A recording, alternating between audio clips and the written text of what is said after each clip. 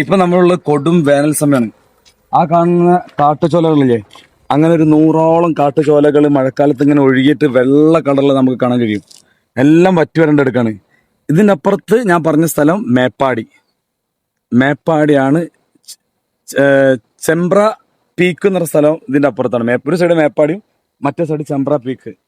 പശ്ചിമഘട്ട മലനിരകളുടെ അതിമനോഹരമായ ഒരു വൈബാണ് ഈ കാണുന്നത്. സത്യം പറഞ്ഞാൽ ഇതിനപ്പുറത്ത് കക്കാടംപൊയിലാണ്. കക്കാടംപൊയിലേക്കാണ് ഇപ്പൊ നമ്മൾ പോണത്. നിലമ്പൂരിന്ന് നമ്മൾ അരീക്കോടിക്ക് വരണമെന്ന് ഉദ്ദേശിച്ച വഴി മാറിയിട്ട് കക്കാടംപൊയിലെത്തി. പറഞ്ഞറിയിക്കാൻ പറ്റാത്ത അനുഭൂതി. നമ്മള് ഇങ്ങോട്ട് ലക്ഷ്യം വെച്ച് വന്നു കഴിഞ്ഞാൽ ഇത്രയും ഭംഗി ഉണ്ടാവില്ല.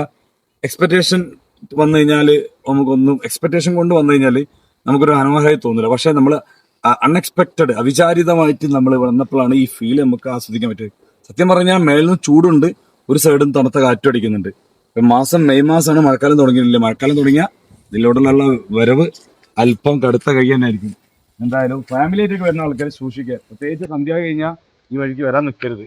ലോറി ഡ്രൈവർമാർ മറ്റൊക്കെ ഉള്ളു ഇപ്പൊ. എന്തായാലും സ്വർഗം താണിറങ്ങി സ്വർഗം താണിറങ്ങി വന്നതോ